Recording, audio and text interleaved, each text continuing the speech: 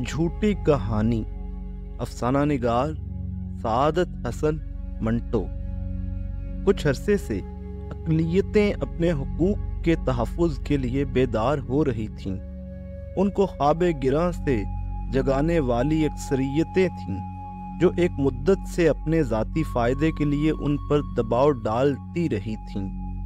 اس بیداری کی لہر نے کئی انجمنیں پیدا کر دی تھیں۔ ہوٹل کے بیروں کی انجمن، حجاموں کی انجمن، کلرکوں کی انجمن، اخبار میں کام کرنے والے صحافیوں کی انجمن۔ ہر اقلیت اپنی انجمن یا تو بنا چکی تھی یا بنا رہی تھی تاکہ اپنے حقوق کی حفاظت کر سکے۔ ایسی ہر انجمن کے قیام پر اخباروں میں تبصرے ہوتے تھے۔ اکثریت کے حمایتی ان کی مخالفت تھے اور اقلیت کے طرفدار موافقت۔ غرض یہ کہ کچھ عرصے سے ایک اچھا خاصا ہنگامہ برپا تھا جس سے رونق لگی رہتی تھی، مگر ایک روز جب اخباروں میں یہ خبر شائع ہوئی کہ ملک کے 10 نمبر یہ گنڈوں نے اپنی انجمن قائم کی ہے تو اکثریتیں اور اقلیتیں دونوں سنسنی زدہ ہو گئیں۔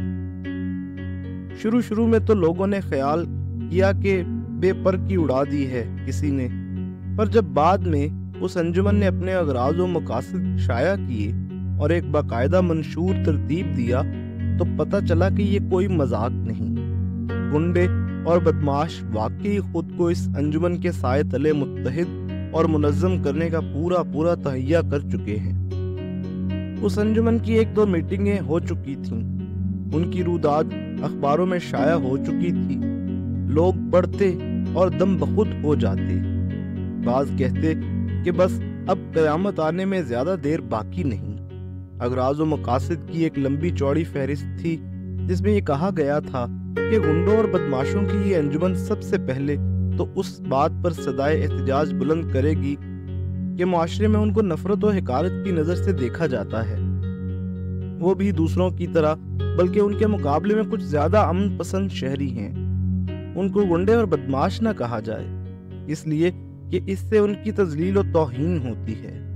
وہ خود اپنے لیے کوئی مناسب اور معزز نام تجویز کر لیتے، مگر اس خیال سے کہ اپنے منہ میاں بٹھو کی کہاوت ان پر چسپاں نہ ہو، وہ اس کا فیصلہ عوام و خواص پر چھوڑتے ہیں۔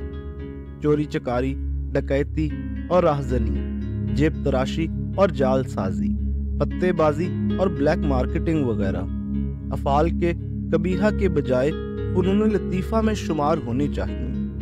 ان لطیف فنون کے ساتھ اب تک جو برا سلوک روا رکھا گیا ہے اس کی مکمل تلافی اس یونین کا نصب العین ہے۔ ایسے ہی کئی اور اغراض و مقاصد تھے جو سننے اور پڑھنے والوں کو بڑے عجیب و غریب معلوم ہوتے تھے۔ بظاہر ایسا تھا کہ چند بے فکر ظریفوں نے لوگوں کی تفریح کے لیے یہ سب باتیں گڑھی ہیں۔ یہ چکلا ہی تو معلوم ہوتا تھا کہ یونین اپنے ممبروں کی قانونی حفاظت کا ذمہ لے گی اور ان کی سرگرمیوں کے لیے سازگار اور خوشگوار فضا پیدا کرنے کے لیے پوری جدوجہد کرے گی۔ وہ کام وقت پر زور دے گی کہ یونین کے ہر رکن پر اس کے مقام اور مرتبے کے لحاظ سے مقدمہ چلایا جائے اور سزا دیتے وقت بھی اس کو پیش نظر رکھا جائے۔ حکومت لوگوں کو اپنے گھروں میں چوروں کا برقی الارم نہ لگانے دے، اس لیے کہ بعض اوقات یہ ہلاکت خیز ثابت ہوتا ہے۔ جس طرح سیاسی قیدیوں کو جیل میں اے اور بی کلاس کی مراعات دی جاتی ہیں، اسی طرح یونین کے ممبروں کو دی جائے۔ یونین اس بات کا بھی ذمہ لیتی تھی کہ وہ اپنے ممبروں کو ضعیف اور ناکارہ یا کسی حادثے کا شکار ہو جانے کی صورت میں ہر ماہ گزارے کے لیے معقول رقم دے گی۔ جو ممبر کسی خاص شعبے میں مہارت حاصل کرنے کے لیے باہر کے ملک میں جانا چاہے گا اسے وظیفہ دے گی، وغیرہ وغیرہ۔ ظاہر ہے کہ اخباروں میں اس یونین کے قیام پر خوب تبصرہ بازی ہوئی۔ قریب سب اس کے خلاف تھے۔ بعض رجت پسند کہتے تھے کہ یہ کمیونزم کی انتہائی شکل ہے اور اس کے بانیوں کے ڈانڈے کریملن سے ملاتے تھے۔ حکومت سے چنانچہ بار درخواست کی جاتی کہ وہ اس فتنے کو فوراً کچل دے، کیونکہ اگر اس کو ذرا بھی پنپنے کا موقع دیا گیا تو معاشرے میں ایک ایسا زہر پھیلے گا کہ اس کا تریاق ملنا مشکل ہو جائے گا۔ خیال تھا کہ ترقی پسند اس یونین کی طرفداری کریں گے کہ اس میں ایک جدت تھی اور پرانی قدروں سے ہٹ کر اس نے اپنے لیے ایک بالکل نیا راستہ تلاش کیا تھا۔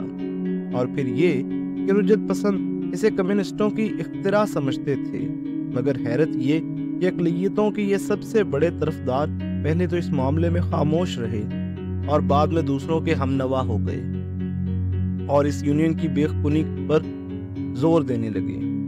اخباروں میں ہنگامہ برپا ہوا تو ملک کے گوشے گوشے میں اس یونین کے خلاف جلسے ہونے لگے۔ قریب ہر پارٹی کے نامی اور گرامی لیڈروں نے پلیٹ فارم پر آ کر اس ننگے تہذیب و تمدن جماعت کو ملعون قرار دیا اور کہا کہ یہی وقت ہے جب تمام لوگوں کو اپنے آپس کے جھگڑے چھوڑ کر اس فتنہ عظیم کا مقابلہ کرنے کے لیے اتحاد، نظم اور یقین محکم کو اپنا موٹو بنا کر ڈٹ جانا چاہیے۔ اس سارے ہنگامے کا جواب یونین کی طرف سے ایک پوسٹر کے ذریعے سے دیا گیا، جس میں بڑے اختصار کے ساتھ یہ کہا گیا کہ پریس اکثریت کے ہاتھ میں ہے، قانون اس کی پشت پر ہے، مگر انجمن کے حوصلے اور ارادے پست نہیں ہوئے۔ وہ کوشش کر رہی ہے کہ بہت سی رقم دے کر کچھ اخبار خرید لے اور ان کو اپنے حق میں کر لے۔ یہ پوسٹر ملک کے در و دیوار پر نمودار ہوا تو فوراً بعد کئی شہروں سے بڑی بڑی چوریوں اور ڈکیتیوں کی اطلاعیں وصول ہوئیں، اور اس کے چند روز بعد جب ایک دو اخباروں نے دبی زبان میں غنڈوں اور بدکاروں کی یونین کے اغراض و مقاصد میں اصلاحی پہلو کریدنا شروع کیا تو لوگ سمجھ گئے کہ پس پردہ کیا ہوا ہے۔ پہلے ان دو اخباروں کی اشاعت نہ ہونے کے برابر تھی، نہایت ہی گھٹیا کاغذ پر چھپتے تھے، لیکن دیکھتے ہی دیکھتے کچھ ایسی کایا کلپ ہوئی کہ لوگ دنگ رہ گئے۔ سب سے اچھا ایڈیٹوریل سٹاف ان دو پرچوں کے پاس تھا۔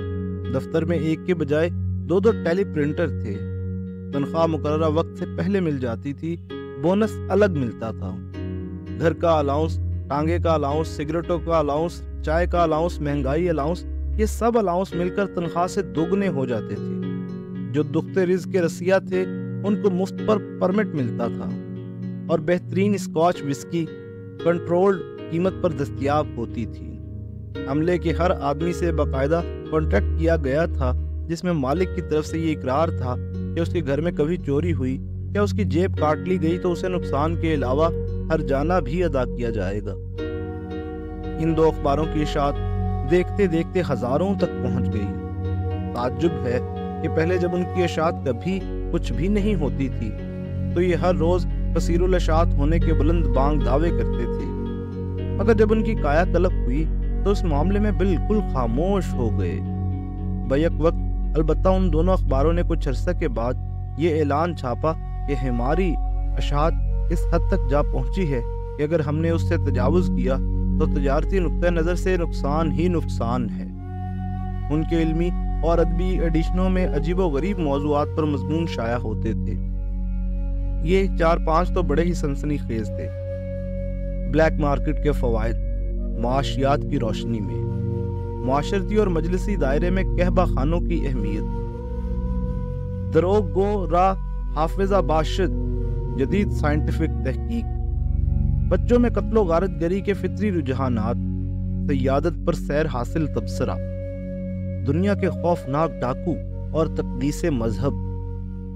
اشتہار بھی کم عجیب و غریب نہیں تھے، ان میں مشتہر کا نام اور پتہ نہیں ہوتا تھا، سرخیاں دے کر مطلب کی بات مختصر لفظوں میں ادا کی جاتی تھی۔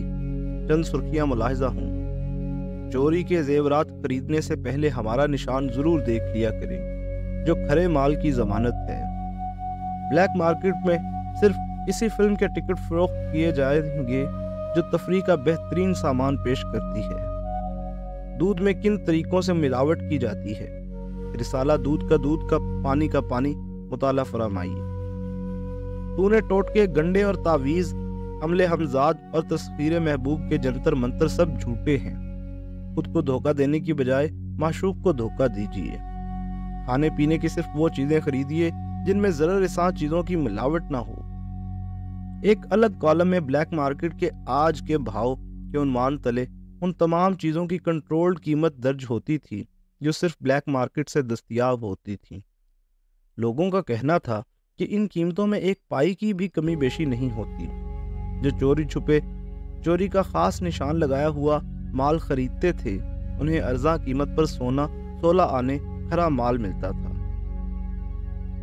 گنڈوں، چوروں اور بدکاروں کی انجمن جب آہستہ آہستہ نیک نامی حاصل کرنے لگی تو ارباب بست و کشاد کی تشویش دو چند ہو گئی۔ حکومت نے اپنی طرف سے خفیہ طور پر بہت کوشش کی کہ اس کے اڈے کا سراغ لگائے، مگر کچھ پتہ نہ چلا۔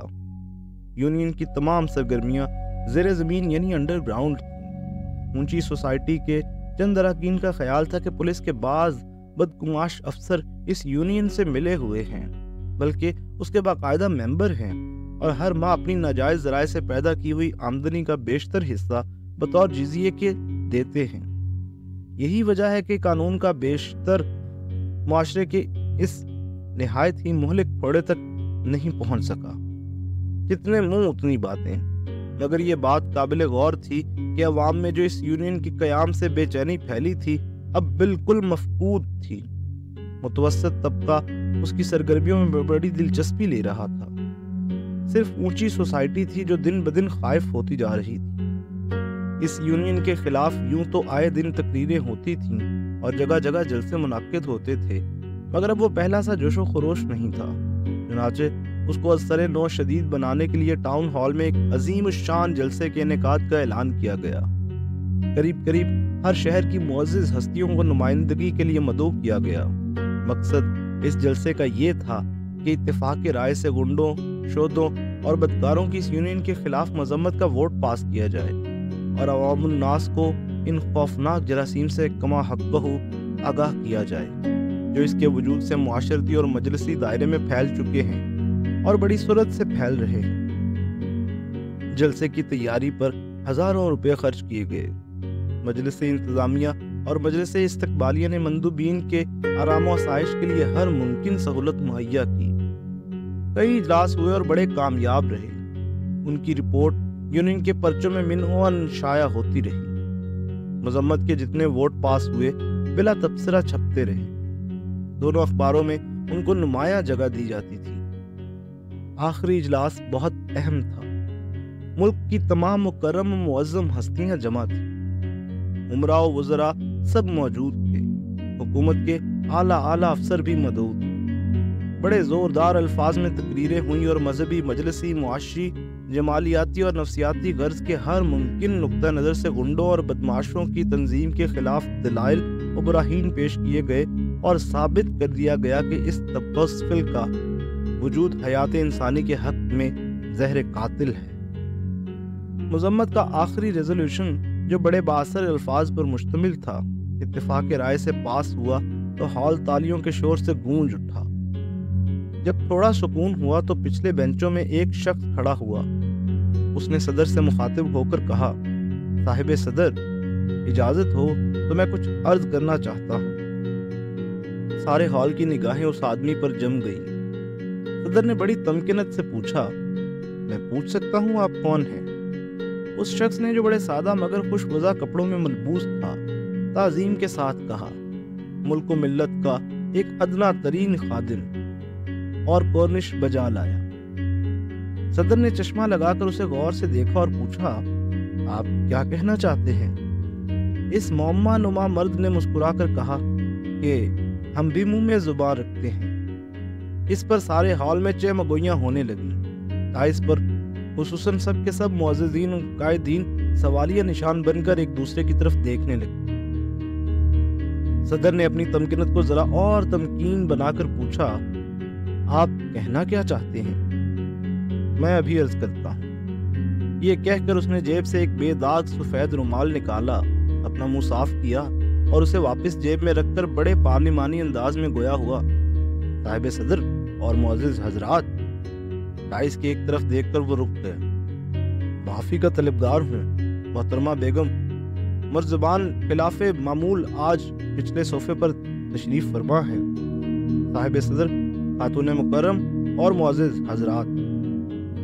بیگم مرزبان نے دے نیسٹی بیگ میں سے آئینہ نکال کر اپنا میک اپ دیکھا اور غور سے سننے لگی۔ باقی بھی ہمتن گوش تھے۔ کچھ دیر رک کر وہ ایک ادا سے مسکرایا۔ حضرت غالب، اس اجلاس میں اور اس سے پہلے مجلسی دائری کے ایک مفروضہ تبصفل کے بارے میں جو زہر فشانی کی گئی ہے آپ کے اس خاکسار نے بڑے غور سے سنی ہے۔ سارے ہال میں خسر پسر ہونے لگی۔ صدر کی ناک کے بانسے پر چشمہ پھسل گیا۔ آپ ہیں کون؟ سر کے ایک ہلکے سے خم کے ساتھ اس شخص نے جواب دیا، ملک و ملت کا ایک ادنا خادم، مجلسی دائرے کے مفروضہ طبقہ اسفل کی جماعت کا ایک رکن، جسے اس کی نمائندگی کا فخر حاصل ہے۔ ہال میں کسی نے زور سے واہ کہا اور تالی بجائی۔ چوروں، چکوں اور گنڈوں کی یونین کے نمائندے نے سر کو پھر ہلکی سی جنبش دی اور کہنا شروع کیا، کیا عرض کروں، کچھ کہا نہیں جاتا۔ وہاں گیا بھی میں تو ان کی گالیوں کا کیا جواب، یاد تھی جتنی دعائیں صرف درواں ہو گئیں۔ اس اجلاس میں اس جماعت کے خلاف جس کا یہ خاکسار نمائندہ ہے، اس قدر گالیاں دی گئی ہیں، اس قدر لعنت ملامت کی گئی ہے کہ صرف اتنا کہنے کو جی چاہتا ہے، لو وہ بھی کہتے ہیں یہ بے ننگ و نام ہے۔ صاحب صدر، محترم بیگم مرزبان اور معزز حضرات۔ بیگم مرزبان کی لپسٹک مسکرائی۔ بولنے والے نے آنکھیں اور سر جھکا کر تسلیم عرض کیا، محترم بیگم مرزبان اور معزز حضرات، میں جانتا ہوں کہ یہاں میری جماعت کا کوئی ہمدرد موجود نہیں، آپ میں سے ایک بھی ایسا نہیں جو ہمارا طرفدار ہو۔ دوست گر کوئی نہیں ہے جو کرے چارہ گری، نہ سہی ایک تمنائے دوا تو ہے۔ ڈائس پر ایک اچکن پوش رئیس گلے میں پان دبا کر بولے، مقرر۔ صدر نے جب ان کی طرف سرزنش بھری نگاہوں سے دیکھا تو وہ خاموش ہو گئے۔ چوروں اور بدکاروں کی یونین کے نمائندے کے پتلے پتلے ہونٹوں پر شفاف مسکراہٹ نمودار ہوئی۔ میں اپنی مختصر تقریر میں جو شعر بھی استعمال کروں گا حضرت غالب کا ہوگا۔ بیگم مرزبان نے بڑے بھولپن سے کہا، آپ تو بڑے لائق معلوم ہوتے ہیں۔ بولنے والا کورنش بجا لایا اور مسکرا کر کہنے لگا، سیکھے ہیں محرخوں کے لیے ہم مصوری، تقریب کچھ تو باہر ملاقات چاہیے۔ سارا ہال کہکہوں اور تالیوں سے گونج اٹھا۔ بیگم مرزبان نے اٹھ کر صدر کے کان میں کچھ کہا، جس نے حاضرین کو چپ رہنے کا حکم دیا۔ خاموشی ہوئی تو چوروں اور لفنگوں کی یونین کے نمائندے نے پھر بولنا شروع کیا، صاحب صدر، محترم بیگم مرزبان اور معزز حضرات، گرچہ ہے کس کس برائی سے دل بائیں ہماں، ذکر میرا مجھ سے بہتر ہے کہ اس محفل میں ہے، لیکن سچ پوچھئے تو اس سے تسلی نہیں ہوتی۔ میں تعصب کا اظہار کیے بغیر نہیں رہ سکتا کہ اس طبقے کے ساتھ جس کی نمائندگی میری جماعت کرتی ہے نہایت بے انصافی ہوئی ہے۔ اس کو اب تک بالکل غلط رنگ میں دیکھا جاتا رہا ہے اور یہی کوشش کی جاتی رہی کہ اسے ملعون و مطعون قرار دے کر خارج سماج کر دیا جائے۔ میں ان متحر ہستیوں کو کیا کہوں جنہوں نے اس شریف اور معزز طبقے کو سنسار کرنے کے لیے پتھر اٹھائے ہیں۔ آتش کدا ہے سینہ میرا راز نہاں سے، اے وائے اگر معارض اظہار میں آوے۔ صدر نے دفعتاً گرج کر کہا، خاموش، بس اب آپ کو مزید بولنے کی اجازت نہیں ہے۔ مقرر نے مسکرا کر کہا، حضرت غالب کا اسی غزل کا ایک شعر ہے، دے مجھ کو شکایت کی اجازت کے ستم گر، کچھ تجھ کو بھی مزہ میرے آزار میں آوے۔ حال تالیوں کی شور سے گونج اٹھا۔ صدر نے اجلاس برخاست کرنا چاہا مگر لوگوں نے کہا کہ نہیں، چوروں اور گنڈوں کی یونین کے نمائندے کی تقریر ختم ہو جائے تو کارروائی بند کی جائے۔ صدر اور دوسرے اراکین اجلاس نے پہلے آمادگی ظاہر نہ کی، لیکن بعد میں رائے عامہ کے سامنے انہیں جھکنا پڑا۔ مقرر کو بولنے کی اجازت مل گئی۔ اس نے صاحب صدر کا مناسب و موزوں الفاظ میں شکریہ ادا کیا اور کہنا شروع کیا، ہماری یونین کو صرف اس لیے نفرت و تحقیر کی نظر سے دیکھا جاتا ہے کہ یہ چوروں، اٹھائی گیروں، رہزنوں اور ڈاکوؤں کی انجمن ہے جو ان کے حقوق کے تحفظ کے لیے قائم کی گئی ہے۔ میں آپ لوگوں کے جذبات بخوبی سمجھتا ہوں۔ آپ کا فوری رد عمل کس قسم کا تھا मैं उसका तसव्वुर भी कर सकता हूँ, मगर चोरों, डाकुओं और राहज़नों के हुकूक क्या नहीं होते या नहीं हो सकते? मैं समझता हूँ कि कोई सलीमुद दिमाग आदमी ऐसा नहीं सोच सकता। इस तरह सबसे पहले इंसान हैं, बाद में सेठ हैं, रईस आज़म हैं, म्यूनसिपल कमिश्नर हैं, वज़ीर दाखिला हैं या खारजा। इसी तरह वो भी सबसे पहले आप ही की तरह इंसान है।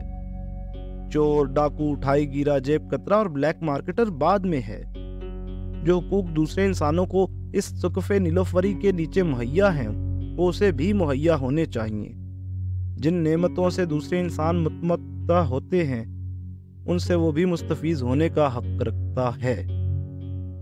मैं ये समझने से कासिर हूँ कि एक चोर या डाकू क्यों शह लतीफ़ से खाली समझा जाता है, क्यों उसे एक ऐसा शख्स मुतसव्विर किया जाता है जो मामूली हिस्सियात से भी आरी है।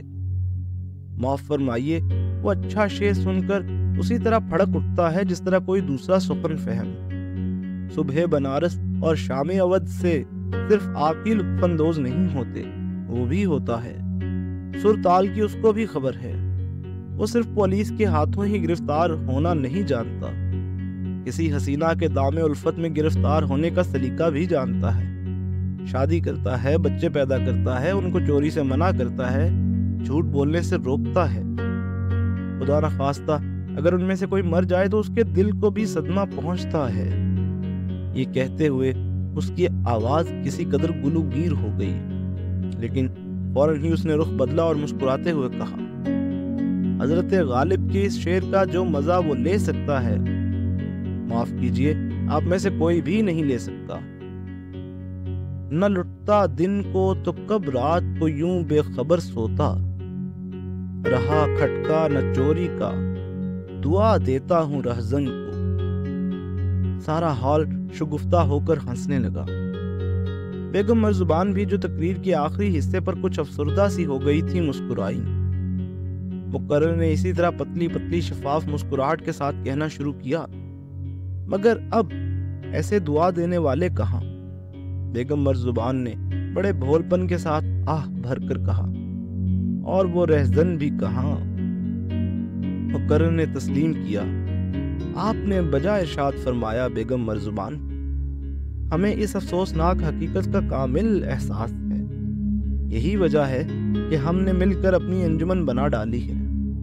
मरवरे ज़माना के साथ रहज़न, चोर और जेब कुतरे करीब करीब सब अपनी पुरानी रविश और वज़ादारी भूल गए हैं, लेकिन मकाम मुसर्रत है कि वो अब बहुत तेजी से अपने असल मकाम की तरफ लौट रहे हैं। लेकिन मैं इन हजरात से, जो उन गरीबों की बेखुनी में मसरूफ हैं, ये गुस्ताखाना सवाल करना चाहता हूँ कि आप अपनी इस्लाह के लिए अब तक उन्होंने क्या किया है? मुझे कहना तो नहीं चाहिए, अगर तकाबुल के लिए कहना पड़ता है कि हमें निहायत जलील, चोरी और सफाक डाकू को कहा जाता है, मगर वो लोग क्या हैं? कुछ इस आलत मर्तबत डाइस पर भी बैठे हैं, जो अवाम का मालो मता दोनों हाथों से लूटते रहे हैं। हॉल में शेम शेम के नारे बुलंद हुए। मुकर्रर ने कुछ तवक्कुफ के बाद कहना शुरू किया, हम चोरी करते हैं, डाके डालते हैं, मगर उसे कोई और नाम नहीं देते। ये मुअज़्ज़िज़ हस्तियां बदतरीन किस्म की डाका जनी करती हैं, मगर ये जायज समझती हैं। अपनी आंख के इस तवीलो अरीज और भारी भरकम शहतीर को कोई नहीं देखता और न देखना चाहता है। क्यों? ये बड़ा गुस्ताख सवाल है। मैं इसका जवाब सुनना चाहता हूँ, चाहे वो इससे भी ज्यादा गुस्ताख। थोड़े तवक्कुफ के बाद वो मुस्कुराया। वजीर साहिबान, अपनी मसनद वजारत की शान पर उस तरह तेज करके मुल्क की हर रोज हिजामत करते रहे। ये कोई जुर्म नहीं, लेकिन किसी की जेब से बड़ी सफाई के साथ बटुआ चुराने वाला काबिल ताजीर है। ताजीर को छोड़िए, मुझे इस पर कोई ज्यादा एतराज नहीं। वो आपकी नजरों में गर्दन जदनी है। डाइस पर बहुत से हजरात बेचैनी और इज़्तिराब महसूस करने लगे। बेगम मर्जुबान मसरूर थीं। मुकर्रर ने अपना गला साफ किया, फिर कहना शुरू किया, तमाम महकमों में ऊपर से लेकर नीचे तक रिश्वत सतानी का सिलसिला कायम है। ये किसे मालूम नहीं? क्या ये भी कोई राज है इसके इंकिशाफ की जरूरत है कि ख्वाहिश परवरी और कुंबा नवाजी की बदौलत सख्त नाअहल खर दिमाग और बदकुमाश बड़े बड़े ओहदे संभाले बैठे हैं। معاف فرمائیے گا، ادھر ہمارے طبقے میں ایسے افسوسناک حالات موجود نہیں۔ کوئی چور اپنے کسی عزیز کو بڑی چوری کے لیے منتخب کرے گا۔ ہمارے ہاں لوگ اس قسم کی رعایتوں سے فائدہ اٹھانا بھی تو چاہیں تو نہیں اٹھا سکتے، اس لیے کہ چوری کرنے، جیب کاٹنے یا ڈاکہ ڈالنے کے لیے دل گردے اور مہارت و قابلیت کی ضرورت ہے۔ یہاں کوئی سفارش کام نہیں آتی، ہر شخص کا کام ہی خود اس کا امتحان ہے جو اس کو فوراً نتیجے سے باخبر کر دیتا ہے۔ ہال میں سب خاموش تھے اور بڑے غور سے تقریر سن رہے تھے۔ تھوڑے سے وقفے کے بعد مقرر کی آواز پھر بلند ہوئی، میں بدکاری معاف کر سکتا ہوں لیکن خامکاری ہرگز معاف نہیں کر سکتا۔ وہ لوگ یقیناً قابل مواخذہ ہیں جو نہایت ہی بھونڈے طریقے پر ملک کی دولت کو لوٹتے ہیں، ایسے بھونڈے طریقے پر کہ ان کے کرتوتوں کے بھانڈے ہر روز چوراہوں میں پھوٹتے ہیں۔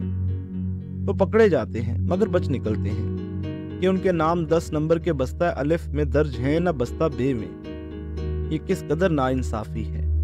میں تو سمجھتا ہوں بیچارے اندھے انصاف کا خون یہیں پر ہوتا ہے۔ نہیں، ایسے اور بھی کئی مقتل ہیں جہاں انصاف، انسانیت، شرافت و نجابت، تقدیس و طہارت، دین و دنیا سب کو ایک پھندے میں ڈال کر ہر روز پھانسی دی جاتی ہے۔ میں پوچھتا ہوں، انسانوں کی خام کھالوں کی تجارت کرنے والے ہم ہیں یا آپ؟ میں سوال کرتا ہوں، عزم عتیق کی بربریت کی طرف امن پسند انسانوں کو کشاں کھینچ کر لے جانے والے ہم ہیں یا آپ؟ اور استفسار کرتا ہوں کہ دوسری اجناس کی طرح ملاوٹ کر کے اپنے ایمان کو آپ بیچتے ہیں یا ہم؟ ہال پر قبر کی سی خاموشی طاری تھی۔ مقرر نے جیب سے اپنا سفید رومال نکال کر منہ صاف کیا اور اسے ہوا میں لہرا کر کہا، صاحب صدر، خاتون مکرم اور معزز حضرات، مجھے معاف فرمائیے کہ میں ذرا جذبات کی رو میں بہہ گیا۔ عرض ہے کہ جدھر نظر اٹھائی جائے ایمان فروش ہوتا ہے یا ضمیر فروش، وطن فروش ہوتا ہے یا ملت فروش، سمجھ میں نہیں آتا کہ یہ بھی کوئی فروخت کرنے کی چیزیں ہیں۔ انسان تو انہیں نہایت ہی مشکل وقت میں ایک لمحے کے لیے گروی نہیں رکھ سکتا، مگر میں انسانوں کی بات کر رہا ہوں، معاف کیجئے۔ میرے لہجے میں پھر تلخی پیدا ہو گئی۔ رکھیو غالب مجھے اس تلخ نوائی سے معاف، آج کچھ درد میرے دل میں سوا ہوتا ہے۔ یہ کہتا وہ ڈائس کی طرف بڑھا۔ صاحب صدر، محترم بیگم مرزبان اور معزز حضرات، میں اپنی یونین کی طرف سے آپ سب کا شکریہ ادا کرتا ہوں کہ آپ نے مجھے لب کشائی کا موقع دیا۔ ڈائس کے پاس پہنچ کر اس نے صدر کی طرف ہاتھ بڑھایا۔ میں اب ایک دوست کی حیثیت سے رخصت چاہتا ہوں۔ صدر نے ہچکچاتے ہوئے اٹھ کر اس سے ہاتھ ملایا۔ اس کے بعد اس نے بیگم مرزبان کی طرف ہاتھ بڑھایا۔ اگر آپ کو کوئی اعتراض نہ ہو۔ بیگم مرزبان نے بڑے بھولپن سے اپنا ہاتھ پیش کر دیا۔ باقی معززین اور رؤسا سے ہاتھ ملا کر جب فارغ ہوا تو خدا حافظ کہہ کر چلنے لگا، لیکن فوراً ہی رک گیا۔ اپنی دونوں جیبوں سے اس نے بہت سی چیزیں نکالی اور صدر کی میز پر ایک ایک کر کے رکھ دی۔ پھر وہ مسکرایا۔ ایک عرصے سے جیب تراشی چھوڑ چکا ہوں۔ آج کل سیف توڑنا میرا پیشہ ہے۔ آج صرف از راہ تفریح آپ لوگوں کی جیبوں پر ہاتھ صاف کر دیا۔ یہ کہہ کر وہ بیگم مرزبان سے مخاطب ہوا، خاتون مکرم، معاف کیجئے، آپ کے ونیسٹی بیگ سے بھی میں نے ایک چیز نکالی تھی، مگر وہ ایسی ہے کہ سب کے سامنے آپ کو واپس نہیں کر سکتا۔ اور وہ تیزی کے ساتھ ہال سے باہر نکل گیا۔